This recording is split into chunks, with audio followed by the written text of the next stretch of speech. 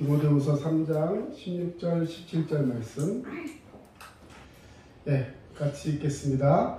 모든 성경은 하나님의 감동으로 된 것으로 교훈과 책망과 바르게 함과 의로 교육하기에 유익하니 이는 하나님의 사람으로 온전하게 하며 모든 선한 일을 행할 능력을 갖추게 하려 함이라. 아멘.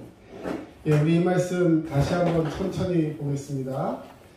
자, 모든 성경은 무엇으로 되었다고요? 하나님의 감동. 하나님의 감동으로 되었고요. 교훈과 책망과 바르게 함과 의로 교육하기에 유익하다. 유익하다는 것은 아주 좋고 굉장히 필요하다는 것을 의미합니다. 그래서 이는 왜냐하면 하나님의 사람으로 온전하게 하며 모든 선한 일을 행할 능력. 선한 일이라는 것은 성경에서는 착한 일이라는 뜻이 아니라 하나님이 기뻐하시는 일이라는 뜻입니다. 아멘. 그래서 하나님이 기뻐하시는 일, 다시 말해 우리에게 은혜 주시고 믿음 주시고 능력 주시는 하나님께서 우리에게 원하시는 그 일, 그것을 우리는 사명이라 말하고 소명이라 말합니다. 그것을 행할 수 있는 능력을 갖추게 하기 위해서 우리에게 성경, 말씀은 반드시 필요한 것이다 라는 말씀이 되겠습니다. 저희는 지난 시간까지 새 생명의 시작에서 이 새 생명의 기초적인 성경 공부 12강좌를 시리즈로 설교했습니다. 여러분 혹시 돌려서 보시고 싶으신 분은 유튜브에 찾아보시면 우리 또 계속해서 읽으실 수 있을 것입니다. 또 오늘부터는 이제 새 생명의 골격이 뭐죠? 뼈와 또 그것이 이렇게 갖추어진 그런 것들을 말하는 거예요. 다시 말해서 우리가 새 생명의 시작을 가지고 이제 잉태되었다면 자라나야 하는데, 자라난다는 것은 보통 키와 지혜가 자라난다는 것을 의미할 때 이 뼈대, 다시 말해 기초적인 부분을 정확하게 갖추고 나서 거기에 살이 붙고 이제 근육이 붙고 이렇게 해야지. 예를 들어서 그냥 애가 뼈도 안 자라는데 갑자기 살만 이렇게 찐다. 그럼 굉장히 그 자라는데 불균형을 이루고 실제로 그런 것 때문에 병원에 다니는 아이들도 많이 있습니다. 그래서 이 골격이 튼튼해야 합니다. 여러분도 뼈와 이 모든 기초가 튼튼한 사람 되시길 축원합니다. 여러분 뼈가 하는 일이 뭐예요? 혹시 의학 상식에서 뼈가 하는 일이 뭡니까? 몸을 지탱해 주는 일을 하겠죠. 근데 정말 중요한 일은 뭐냐면, 자, 우리의 생명이 어디서부터 나오느냐? 영혼이다, 마음이다, 여러 가지 얘기가 있겠지만, 우리 육체적인 이 생명이 유지가 되기 위해서 우리 몸에 꼭 필요한 게 하나 있습니다. 우리 몸 구석구석을 돌면서 안에 있는 노폐물들을 실어 나르고 또 새로운 영양분을 공급해 주면서 몸이 죽지 않고 그 영양을 다 받을 수 있게 해주는 액체. 그걸 뭐라 그러죠? 피. 자, 피가 어디서 생기느냐면 바로 뼈 속에서 생겨요.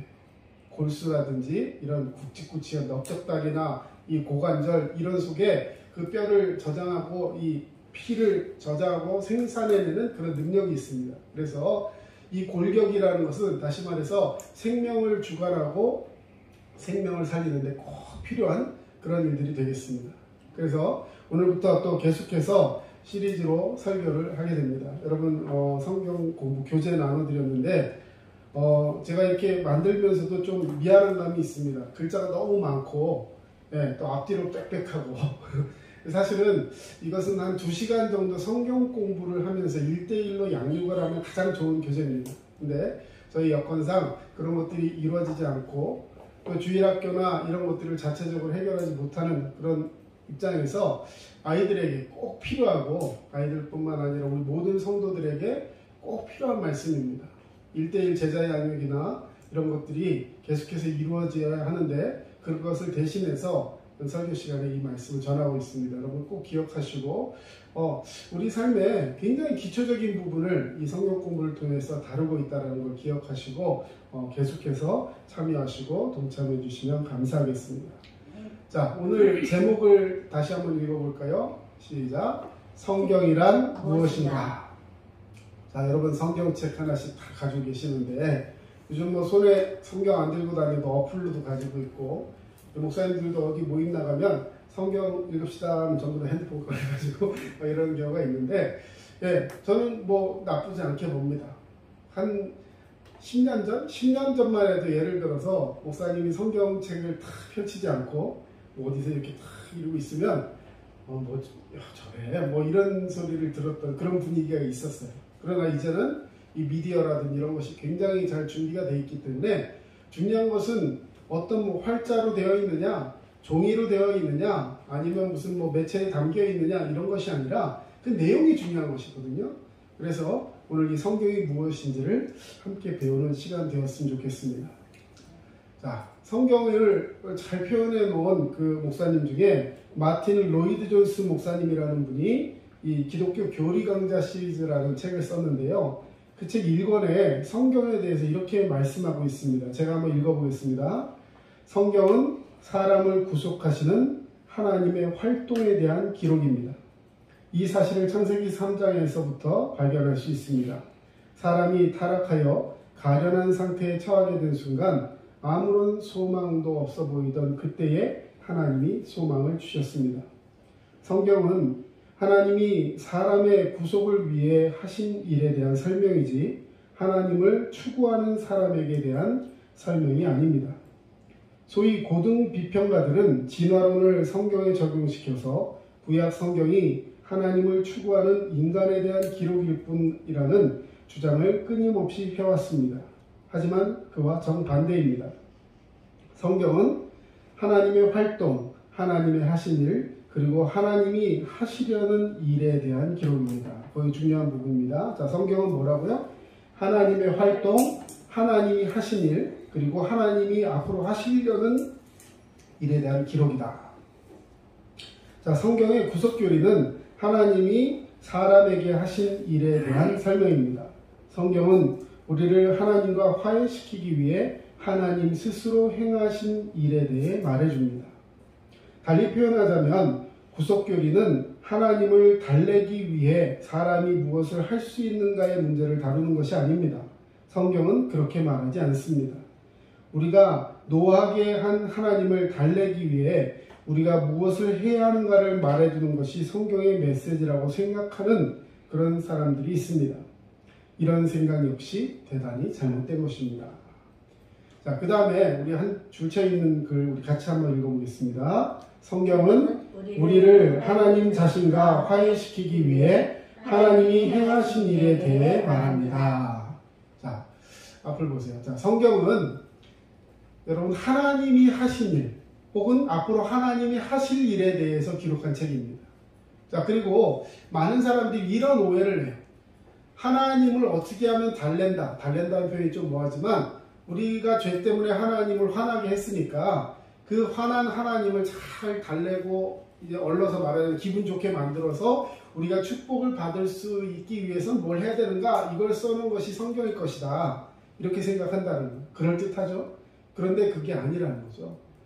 여러분, 성경은 우리가 뭘 어떻게 해서 하나님을 기쁘게 해드리는 책이 아니라 죄 많고 죽을 수밖에 없는 우리를 구원하기 위해서 하나님이 우리를 위해 하신 일과 예비하신 것들, 약속하신 것들을 기록해 놓은 책이라는 거예요. 그래서 성경의 주체는 우리가 아니라 하나님이신 줄로 믿습니다. 아멘. 이 사실을 굉장히 힘주어서 강조하고 있어요. 자, 하나님은 우리를 선뜻 받아주시기만 하는 것이 아니라 우리를 찾기 위해 길을 떠나신 분이라는 사실, 여러분 꼭 기억하시길 바랍니다. 세상의 모든 종교는요, 그 신을 찾기 위해서 사람들이 나아갑니다. 그 궁극의 신을 찾기 위해서 사람들이 나아가서 그 신을 발견하기 위해서 뭔가 노력을 하는 거예요.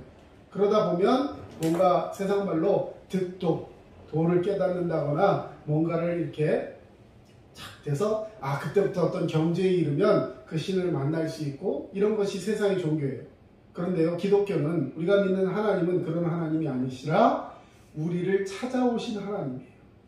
우리가 그것을 믿기만 하고, 그래서 우리에게 보내신 예수 그리스도를 나의 구주로 영접하기만 하면 예수님은 우리의 구주가 되어주시고 하나님은 우리의 아버지, 우리는 그의 자녀가 되는 줄로 믿습니다. 아멘. 이것이 기독교의 핵심 교리인 거예요. 많은 종교들은 그렇게 되어 있지 않습니다. 하나님이 우리를 찾아오셨어요. 자, 오늘 이런 것들을 생각할 때 그 성경의 핵심 메시지 하면 성경이 뭐가 되냐? 오늘 그 1번 챕터의 제목이 뭐였어요? 내가 하리라. 우리가 하는 게 아니에요. 여기서 나는 하나님을 말씀하시는 겁니다. 여러분 성경의 핵심 메시지라고 할 수 있는 요한복음 3장 16절 우리 서두만 우리 앞에 모니터에 있습니다. 같이 한번 읽겠습니다. 하나님이 세상을 이처럼 사랑하사 독생자를 주셨으니. 이게 성경이에요.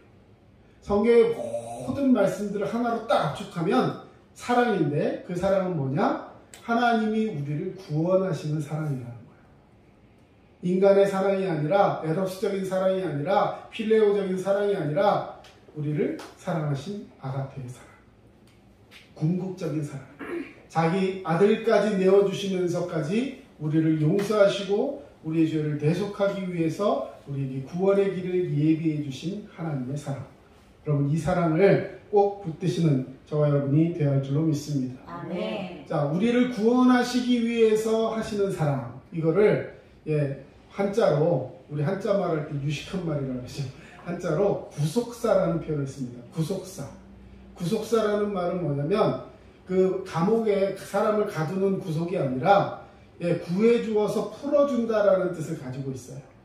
구속하다라는 말은 구해주고 풀어준다, 속량하다 이런 뜻을 가지고 있습니다. 그래서 우리를 구원해 주시고 그 죄 가운데서 풀어주시기 위한 하나님의 은혜에 대한 역사의 기록. 그래서 구속사 이런 표현을 씁니다. 성경은 사람을 구속하시는 하나님의 활동에 대한 기록입니다. 그래서 내가 하리라.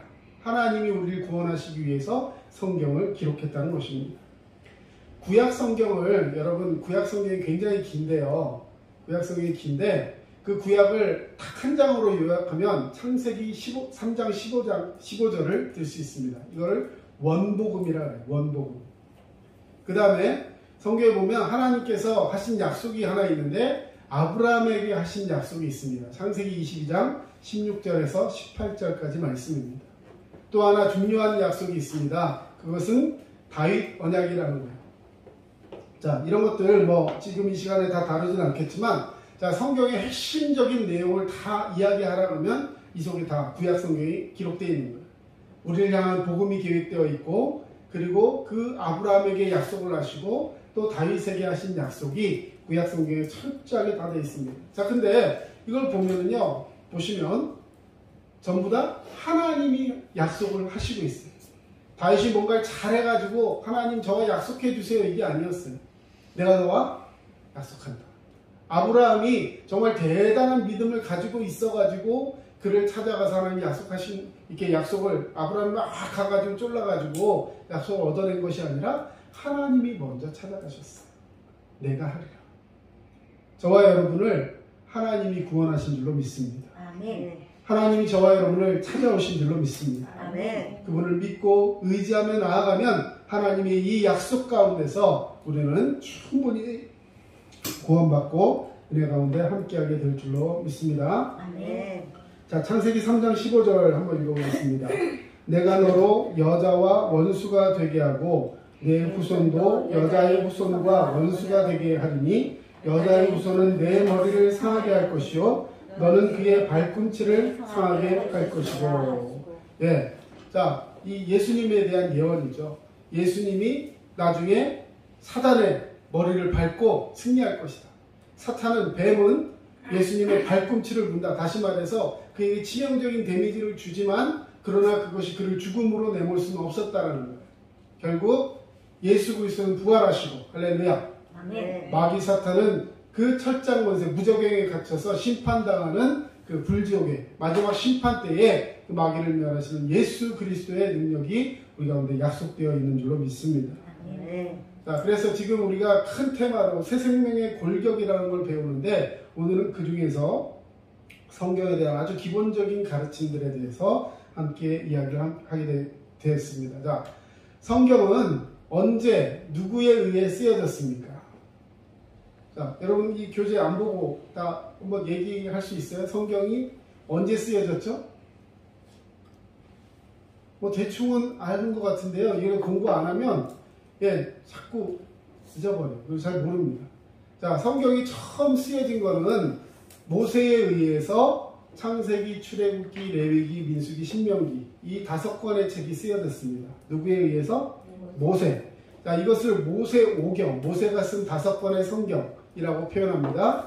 자, 그 다음에 또 여러 성경이 쭉 있은 다음에 제일 마지막 성경이 신약 성경 제일 마지막 성경이 뭐죠? 요한계시록. 그래. 요한계시록은 사도 요한이 썼어요. 사도 요한. 자, 그렇게 따지면 자, 처음 그 모세가 쓴 성경을 썼던 모세는 언제적 사람이냐면 기원전 1400년경의 사람이에요. 기원전 1400년. 자, 그리고 사도 요한은 줄잡아 예수님이 있고 가장 오래 산 사람이었기 때문에 100년 이렇게 봅니다. 다시 말해 서기 100년. 그러면 한 약 1500년에 걸쳐서 쓰여진 책이라는 것이죠. 한 권의 책을 쓰는데 1500년이 걸렸어요. 여러분 놀라지도 않는데 1500년 동안 책이 쓰여졌다니까요. 자, 구약은 모두 몇 권으로 되어 있죠? 구약이 모두 몇 권이요? 39권. 자, 제일 밑에 지성이 한번 읽어주세요. 뭐라고 써있어요? 곱하기. 27. 네? 아니 그 곱하기를 다 읽어주세요. 39, 27. 그래서 구약은 39권, 신약은 27권. 39, 27. 39, 27 하니까 3권 썼나? 자, 모세부터 사도 요한까지 1500년 동안 총 보면 40명 정도의 기록자가 있다라고 표현되어 있고요. 실제 성경에 보면 누가 썼는지 정확하지가 않는 그런 성경도 있습니다. 예를 들자면 욥기라든지 히브리서 이런 건 저자가 명확하지가 않아요.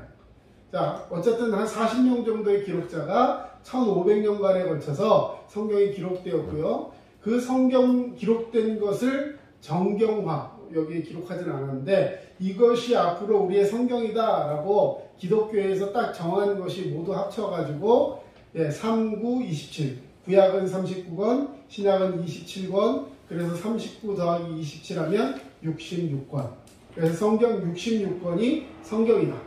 그 외에 어떤 것도 더 이상 성경이 되지도 않고 다른 것은 성경에서 빠질 수도 없다. 자, 여러분 천주교, 카톨릭에 가면 그럼 성경이 몇 권일까요? 거기도 66권일까요? 조금 달라요. 이 기독교에서 정경화, 이것이 딱 성경이다라고 픽스해 놓은 거예요. 그리고 이 카톨릭 쪽에 가면 거기다가 뭐 외경, 뭐 또 무슨 묵시록 뭐 이런 걸 몇 가지 더해가지고 번역도 다르지만 좀 내용이나 그 의미가 조금씩 다릅니다. 자, 어쨌든 기독교에서는 성경이 66권이에요. 자, 이걸 왜 자꾸 강조하느냐면요. 자, 지금 좀 이따가 이제 사본이라는 얘기를 할 텐데 성경이 처음에 발견됐을 당시, 자, 성경이 한 번에 66권이 처음부터 끝까지 한 사람에 의해 쓰여진 것이 아니라 40명의 사람에 의해서 쓰여졌고 그리고 그것이 곳곳에 따로따로 있었어요. 자, 그러다 보니까 발견할 때 자, 그 지금 중요한 얘기를 하나 하겠습니다. 자, 성경이 그러면 원본 하나님이 누굴 시켰던 간에 그 사람에게 탁 얘기해가지고 쓴 그 원본이 존재할까요? 원본이 있을까요? 없을까요? 원본이 있으면 지금은 세계 3차 아니라 10차 전쟁을 할지도 몰라요. 왜? 그것을 차지하기 위해서. 그러지 않겠어요? 옛날에 아주 오래된 영화인데 인디애나 존스라는 영화가 있었어요. 거기에서 이 성막 속에 있는 법궤가 발견된 거예요. 말하는 그 영화에서. 그 법궤 속에 있는 그 십계명 두돌판. 이것만 있으면 막 죽은 사람도 살아나고 모든 전쟁에서 이기고 할 수 있는 그런 어떤 능력이 있다 이런 생각을 하면서요 그걸 차지하려는 전쟁을 막 했어요. 여러분 하나님께서 그런 것들을 원치 않으셨습니다. 결과적으로 말씀드리면 원본은 존재하지 않습니다. 자, 그러면 어떻게 그것이 오늘 우리에게 전해졌느냐?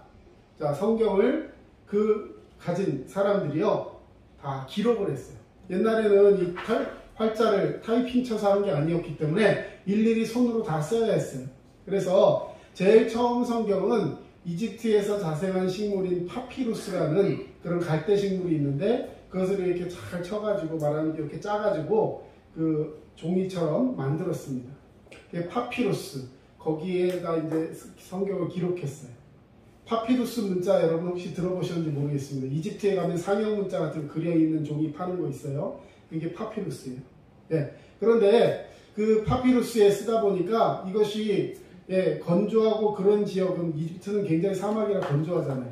그게 보관이 잘 되는데 다른 지역에 가면 이게 자꾸 썩고 그리고 보관이 용이하지가 않아요. 말라버려서 이게 잘못 놓으면 푸석하면 다 부서지고 하기 때문에 그 다음에는 성경을 또 어디다 쓰기 시작했느냐? 가죽을 이제 양을 잡으면 가죽을 벗겨가지고요. 그 가죽을 잘 손질하면 매매한 가죽이 나오겠죠. 그 가죽에다가 성경을 쓰기 시작했어요. 이 가죽을 이렇게 충 이렇게 늘어뜨리고 쓰면 막 이렇게 그냥 울퉁불퉁해지니까 그 가죽을 잘 재련해가지고 양쪽 끝에다가 막대기를 달아서 이렇게 말아가지고 여기서부터 성경을 피면서 읽으면 이쪽 가서 또 이쪽에 잡아서 묶어주고 여기서 또 풀어주고 이러면서 사람이 이렇게 쫓아가면서 성경을 읽고 이게 두루마리, 우리가 흔히 말하는 성경에서 두루마리라고 얘기하는 둘둘 마는 두루마리 휴지 아시죠? 그래서 가죽에다가 둘둘 말아서 그 성경을 기록했다. 그래서 그 양피지, 양의 가죽을 가지고 기록한 성경이다. 자, 이런 많은 시도들이 있었고, 그리고 나중에 이제 종이가 발명되고, 나중에 또 금속 활자가 발명되고, 지금 막 컴퓨터 시대에서, 지금 우리는 성경책, 하나 정도 가지고 있는 것은 아주 굉장히 쉬운 일이잖아요. 그런데 예전에 이 성경이 처음 쓰여질 당시에 이 필사본을 가지는 것은 굉장한 권력을 의미하는 것이고 일반 개인들은 가지지도 못했어요. 그러다가 종교개혁 때에 금속 활자가 발명되면서 성경을 독일어로 번역을 하죠. 원래는 라틴어, 그래서 신부들만 성경을 읽을 수 있었고 일반 성도들은 아예 성경을 읽는 것을 불법으로 해서 굉장히 금기시하는 일이었어요. 어디 불경스럽게 일반 사람이 성경을 읽어? 그래서 신부들이 그 집회할 때만 앞에 서가지고 성경을 한 줄 읽어주고 그 사람이 이렇게 해석해주는 말만 이 성도들은 들을 수 있었어요. 자, 그렇게 되니까 어떤 일이 있었을까요? 예를 들어서 그 신부나 그 카톨릭에서 자기들이 원하는 일이 있을 때 그대로 성경을 해석하는 거예요. 그러면 백성들은 그런 줄 알고 있어야 되는 거죠. 그것에 대해서 의심을 갖거나 그것에 대해서 토를 달게 되면 굉장히 불손한 사람처럼 되어버립니다. 자, 그런 상황에서 성경을 자기들 말 독일어로 번역을 하면서 성경이 그런 게 아니었네 하면서 성경이 자신들에게 하고 있는 말씀들을 직접 듣기 시작하는 거예요. 여기서부터 사람들이 완전히 변화되기 시작합니다. 그래서 오늘 우리에게는 성경을 읽을 수 있는 은혜, 여러분에게 그런 특권이 주어진 것 정말로 기뻐하셔야 되는 거예요. 자, 여러분 어쨌든 성경은 원본은 없고 필사본, 즉 원본과 사본을 베껴서 기록한 성경들만 남아 있습니다. 자, 그 얘기를 쭉 3번에 기록해 놓은 것이고요. 자, 그러면 그거 쓰는 사람은 아무나 쓸 수 있었을까요? 그 당시엔 그럴 수 없었어요. 다시 말해 성경을 기록하는 사람을 성경에 아주 직업을 이름까지 얘기 안 했습니다. 그게 뭐냐면 서기관이에요. 서기관. 네. 이 서기관들이 성경을 쓸 때 얼마나 신중하게 썼는지. 자, 여러분, 이렇게 하면 여러분 의문이 하나 들 거예요. 아니, 내가 예를 들어서 문서 하나 작성할 때도 오타가 나옵니까? 안 나옵니까? 나오죠. 네, 저는 이게 장기가 오타예요. 문서 하나 만들면 자꾸 정신을 차리는데도 다 쓰고 나면 꼭 틀린 게 있어요. 네. 심지어는 그냥 쓸 때 필사할 때 예전에 성경 필사 많이 했잖아요. 필사하고 나면 이게 막 졸다가 쓰면 이 글이 이렇게 가야 되는데 나중에 이렇게 내려가기도 하고, 그렇죠? 한 줄을 2번 쓰기도 하고. 네, 경험들이 없으신가 봐요. 똑바로 쓰셨겠죠. 저는 막 그랬어요. 그런데 그렇게 쓰다 보면 여러분 이런 생각 안 듭니까? 성경을 그렇게 쓰다 보면 틀릴 수도 있겠구나. 그런 생각 들죠. 아니면 내용이 많이 바뀔 수도 있겠구나. 우리가 예를 들어 어떤 걸 보면서 써도 가다 보면 내용이 막 삼천포로 가고 뭐 그럴 수 있잖아요. 그런 생각에 그래서 성경은 이게 사람이 쓴 것이기 때문에 아주 오류가 많을 것이다. 그것도 한 번에 쓴 걸 그대로 가져온 게 아니라 베끼고 또 베끼고 막 이래가지고 계속 내려왔기 때문에 성경이 많이 변했을 것이다. 사람들이 이런 생각을 하면서 성경은 굉장히 뭐라 표현할까요? 흠이 많고 가치가 없고 그것을 믿는 것은 무의미하다. 이게 말하자면 진화론을 이야기하는 사람들이 주장하는 성경에 이제 흠이 있다는 그런 이야기예요. 그러나 여러분, 성경이 이 사본 중에서 사해사본, 여러분 거기 가로넣기 해놓은 거, 예, 사본은 사해사본이라는 것이 있었어요. 사해사본. 자, 이건 뭐냐면요, 사해는 이스라엘에 있는 큰 바다인데 이 성경을 어디다 아까 양피지로 만들었다 그랬죠. 양가죽으로 만들었어요. 근데 이게 건기 우기를 지나면서 있다 보면 아무래도 부패가 되고 사본이 상할 거 아니에요. 그래서 이걸 어디다 보관을 했냐면요, 그 사본을 잘 기록한 다음에 그것을 항아리에 넣어서 그 위에 회칠을 발라가지고 딱 밀봉을 해버렸어요. 그럼 그 속이 진공 상태가 되기 때문에 아무래도 보관이 훨씬 더 용이하겠죠. 오랫동안 보관할 수 있는 거예요. 자, 성경이 기록된 연대로부터 이제 한 2000년 이상 지난 거예요. 사본이 2000년 이상 된 거예요. 근데 아무도 그게 거기 있는지 몰랐어요. 왜 몰랐느냐? 출입구도 없는 동굴에 그 사본을 집어넣고 출구를 막아버렸던 거예요. 네. 그리고서 그것을 다른 사람에게 전해줘야 되는데 그것을 전해주지 못하고 말하자면 위에 있던 지배층이나 이런 사람들이 전쟁에서 져서 다 죽어버려요. 그러니까 그 사본이 있는 줄 아무도 몰랐어요. 몇 년 동안? 2000년 동안.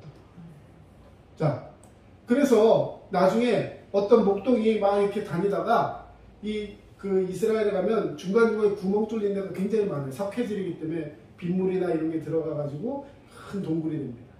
그러니까 거기 돌을 탁 던지면 돌이 둥둥둥둥둥 이러면서 그 재미에 이제 양치다가 얼마나 심심하겠어요. 그죠? 그럼 돌을 던지면서 노는 거예요. 근데 그날도 돌을 하나 탁 던졌는데요. 둥둥둥둥둥둥 하면서 쨍그랑 소리가 나는 거예요. 쨍그랑 소리가 나는 게 이상하죠. 쨍그랑 소리 날 게 동굴에는 없거든요. 그래서 이상하다 또 하나 던져놨어요. 또 쨍그랑 이상하다. 그래서 마을 사람들 불러가지고 이렇게 보고 했더니요, 그 속에 무슨 항아리 같은 것들이 잔뜩 있는데 그 속에 이 양가죽이 이렇게 말려있는 거예요. 그 속에 뭐라 써있는 건데 이 양치기는 뭔지 몰라가지고 그걸 갖다가 이제 누구한테 나중에 팝니다.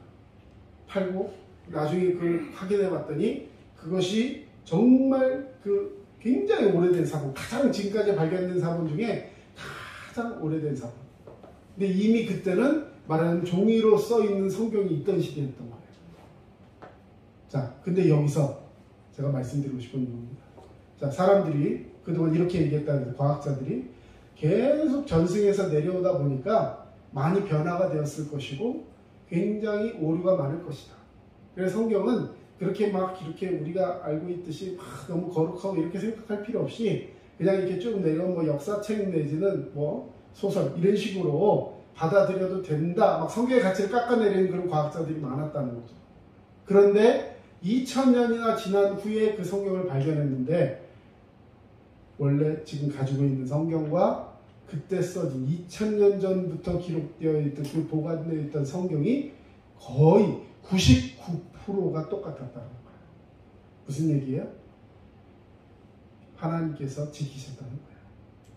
하나님께서 그것들을 변치 않게 하기 위해서 사람들을 통해서 그걸 지켜나가셨다는 겁니다. 자, 서기관들이 그 성경을 쓸 때 얼마나 신중하게 썼는지 오늘 여기까지 얘기하고 다음 부분은 다음 주에 얘기하겠습니다.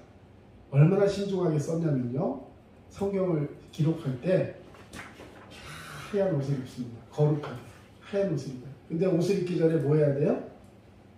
목욕을 해야 돼요. 우리나라도 보면 예를 들어서 정성을 뭐 이게 한다 할 때 목욕 제기하고 찬물에 목욕 제기하고 하얀 새 옷 입고 뭐 이러면서 하잖아요. 그죠? 근데 이스라엘의 서기관도 하얀 옷을 입었어요. 근데 그 전에 목욕을 하는데도 이스라엘의 목욕, 제가 다음에 시간이 되면 그 이스라엘에서 사람들이 정결의 의식을 위해서 하는 목욕을 한번 보여드릴 텐데, 자, 이렇게 계단을 통해서 이렇게 파놓은 우물 같은 큰 구덩이 같은 목욕탕이 있는데 거기를 내려가요. 내려가는데 목욕탕이 이렇게 사람이 앉아갖고 이렇게 목욕하는 목욕탕이 아니라 걸어서 들어가면 여기까지 다 잠기는 목욕탕이에요. 무섭죠? 네, 풀장보다 더 깊어요. 그런데 거길 들어가서 나올 때는 그 계단으로, 왜? 여긴 부정한 상태에서 내려갔잖아요. 거기로 그대로 또 다시 올라오면 다시 부정해지잖아요. 그래서 반대 계단으로 올라갑니다. 정결한 모습으로. 자, 그렇게 철저하게 정결의식을 했어요. 자, 그렇게 한 다음에 하나님 앞에 기도하고 절을 하고 성경을 쓰기 시작해요. 성경을 쓰는데, 자, 항상 새로운 붓으로 쓰는 거예요. 쓰던 거, 집에서 쓰던 거, 뭐 사인하던 거, 사업하던 거 이런 걸 쓰는 게 아니에요. 새로운 붓으로 씁니다. 자, 그러다가 예를 들어서 중간에 한번 졸았어요. 그래서 오자가 생겼어요. 그럼 어떻게 해야 돼요? 다시 절에서 다. 내가 예를 들어 양피지 여기서부터 여기까지 썼는데 오자가 생기면 그걸 다 버려요. 너무 아깝잖아요. 요즘 같은 거 이렇게 칼로 긋거나 화이트로 지우거나 그렇게 하지 않았어요. 절대. 그러니까 졸면 돼요, 안 돼요? 안 돼요. 졸면 안 되고, 그리고 또 하나 쓰다가 하나님이라는 단어가 나오면요 그 자리에서 일어나요. 그리고 절을 하고 붓을 꺾습니다. 그리고 다시 가서 목욕해요. 네, 하나님을 나의 이 부족한 모습으로 기록할 수가 없기 때문에 다시 가서 목욕해요. 그리고 와서 새로운 붓으로 다시 써요. 뭐 이렇게 그랬을까 이런 생각이 들지만, 여러분 무엇을 얘기하고 싶은 거냐면, 그 하나님의 말씀을 기록하기 위해서 얼마나 철저하게 몸부림쳤는가를 우리는 한번 생각해 보아야 한다는 것입니다. 자, 그런데 오늘 우리는 어때요? 성경 말씀을 보고 배우고 듣고 사모하고, 여러분 과연 얼마나 그런 마음들이 지금 우리 가운데 남아있을까 한번 생각을 해봅니다. 제가 초등학교 때, 중학교 때 처음 예수 믿고 믿음 안에서 그 사모하는 마음을 가지고 하나님 앞에 있을 때 제 성경이 없었어요. 뭐 집에 예수 믿는 집안이 아니었기 때문에, 그리고 뭐 또 예전에 부유하지도 않았지만, 자, 믿지도 않는 부모님이 저한테 성경을 사줄 일이 없어요. 그렇죠? 교회 다니는 것도 별로 탐탁치 않은데. 자, 그래서 성경을 사주는 사람이 없었습니다.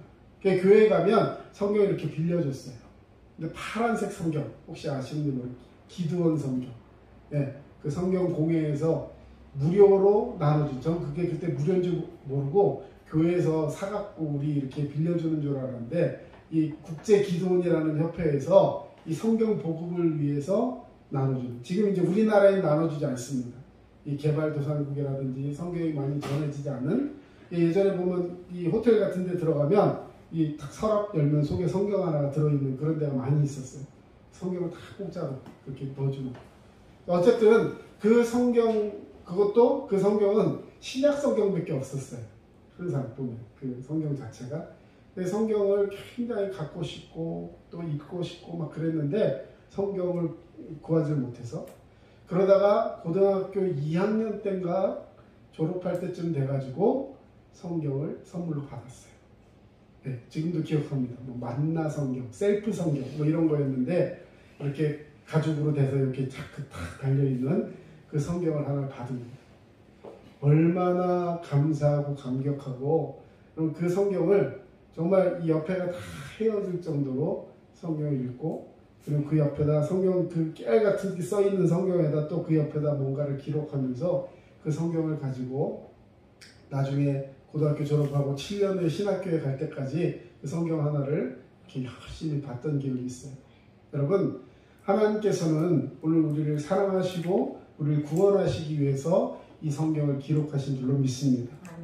그 성경, 여러분이 사모하는 마음을 가지시고 하나님께서 우리에게 얼마나 좋은 것을 주셨고 이것들을 통해서 우리에게 정말 귀한 것을 허락하셨는지 이런 것들을 생각할 때 하나님의 보호하심과 그 놀라운 축복의 역사를 기억하면서 승리하는 저와 여러분 되어야 할 줄로 믿습니다. 기도하겠습니다. 사랑의 주님 감사합니다. 오늘도 우리에게 귀한 말씀 주시고 말씀을 사모하는 우리가 될 수 있도록 주님 역사하여 주시어서 아버지 그동안 아버지 신앙생활을 한다 하면서도 하나님 말씀 사모하지 못하고 그저 그렇게 살아왔던 우리의 모습을 용서하시고 이제 주님의 말씀으로 새롭게 거듭나며 말씀을 사모하며 믿음으로 승리하는 우리 모두가 되게 하여 주시옵소서. 아멘. 늘 감사드리며 예수 그리스도의 이름으로 기도합니다. 아멘. 지금은 우리 주 예수 그리스도의 은혜와 하나님 아버지의 크신 사랑하심과 성령님의 도우심과 인도하심이 하나님의 말씀이 1.1에게 흠도 없이 우리를 구원하시기 위한 하나님의 사랑이 기록된 책임을 인정하며 말씀대로 살기를 사모하는 우리 모든 성도님들 머리 위에 이제로부터 영원토록 함께 하시기를 간절히 축원하옵나이다. 아멘.